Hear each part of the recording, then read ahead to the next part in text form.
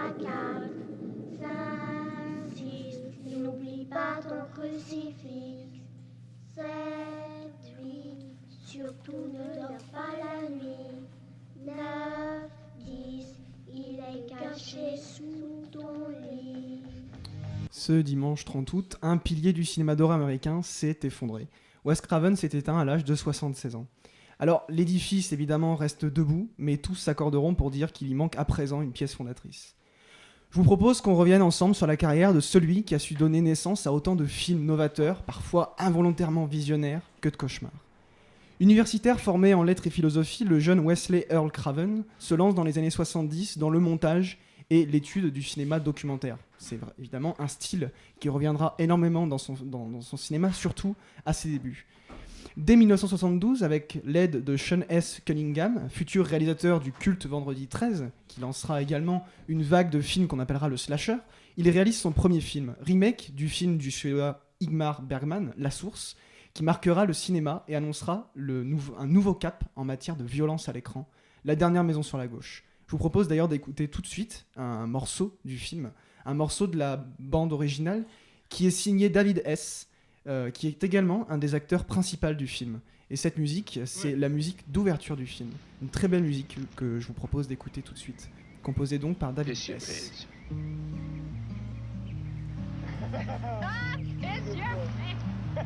Said, piss your pants.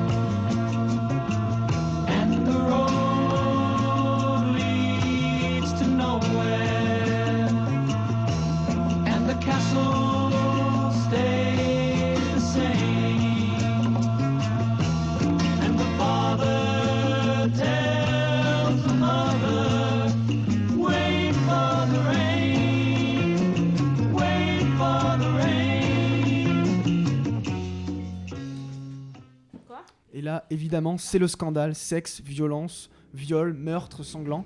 Censuré en France, le film sera tout bonnement interdit en Angleterre.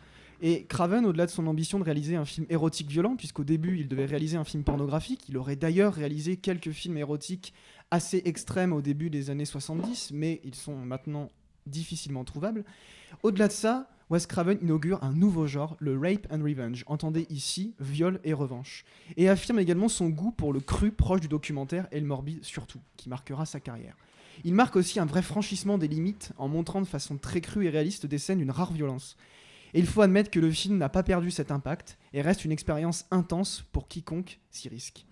5 ans plus tard, nouveau classique, nouveau futur classique du moins, La colline des yeux, plongé en enfer dans le désert du Nouveau-Mexique, adapté de l'histoire vraie d'une famille écossaise anthropophage qui tendait des embuscades aux voyageurs de la région. Ici, c'est une famille modèle américaine qui est prise au piège par des espèces de monstres issus de radiations nucléaires au milieu de ce désert.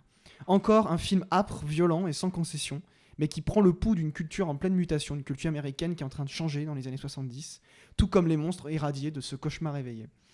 Entre 1978 et 1984, Craven continue d'explorer le cinéma d'horreur, avec notamment L'été de la peur, avec la jeune Linda Blair, fraîchement exorcisée, je parle évidemment du film culte de William Friedkin, La ferme de la terreur, La créature du marais, une adaptation d'un comics de Moore, et Une invitation en enfer. Aucun ne parvient à renouer avec l'efficacité des 2 premiers électrochocs qui ont à présent ébranlé le cinéma américain, qui l'ont définitivement changé, et a conquis les cinéphiles du monde entier, du moins le peu qui ont osé affronter ces films sulfureux, souvent précédés d'une réputation proche de la légende urbaine. 1984, alors que l'Amérique pense pouvoir dormir sur ses 2 oreilles, Wes Craven fait naître une créature qui hantera les rêves de milliers d'adolescents, du moins leurs cauchemars, jusqu'à aujourd'hui même. Dans Les Griffes de la nuit, avec son boogeyman Freddy Krueger, interprété par le génial Robert Englund, le à présent surnommé maître de l'horreur, Wes Craven révolutionne le slasher en imaginant ce tueur armé de griffes qui tue de jeunes adolescents dans leur lieu le plus intime, leur sommeil. Visuellement baroque et imaginatif, Le film, aussi gore que terrifiant, marquera toutes les générations de spectateurs grâce à ce méchant de cinéma aussi charismatique que traumatisant. D'ailleurs, l'extrait que vous avez pu entendre en ouverture de cette chronique était un extrait de ce film, la comptine que chantent les enfants tout au long du film pour essayer évidemment d'éloigner le monstre de leur sommeil. Après une saga qui a quelque peu ridiculisé le personnage en faisant un bouffon comique, Wes Craven reprend lui-même les rênes en réalisant le 7e volet en 1994, Freddy sort de la nuit. Il se met d'ailleurs lui-même en scène dans le film, faisant face à sa créature qui semble s'introduire dans le monde réel et crée une mise en abîme fascinante, intelligente et magnifiquement mise en scène. C'est aussi un film absolument terrifiant. Et pour être honnête, je vais vous avouer que pour moi, c'est le chef-d'œuvre de Wes Craven. C'est le film que je préfère et que je vous recommande le plus. C'est le plus intelligent pour moi et c'est vraiment une très très belle leçon de cinéma, mais également toujours une très belle leçon d'épouvante. Ce goût pour le méta se lie dans la création en 1996 de ce qui deviendra une saga de 4 films cultes, Scream, véritable coup de nerf au slasher, genre qui commençait à s'étouffer et crouler sous les mauvais films. Un sous-genre que Craven aura créé en partie, puisqu'il a évidemment créé une partie du slasher avec Freddy, les Griffes de la Nuit, et relancé avec Scream vers la fin des années 90. Ce qui est ici révolutionnaire, c'est que les protagonistes, à la différence des autres productions et avant cette petite bombe, connaissent les films de ce genre, mais surtout les codes très précis qui en font l'essence. Ils deviennent donc acteurs et témoins d'un spectacle qui remet en question tout ce que les spectateurs connaissaient et deviennent donc totalement imprévisibles. Le film devient une vraie source d'imprévisibilité et donc de terreur.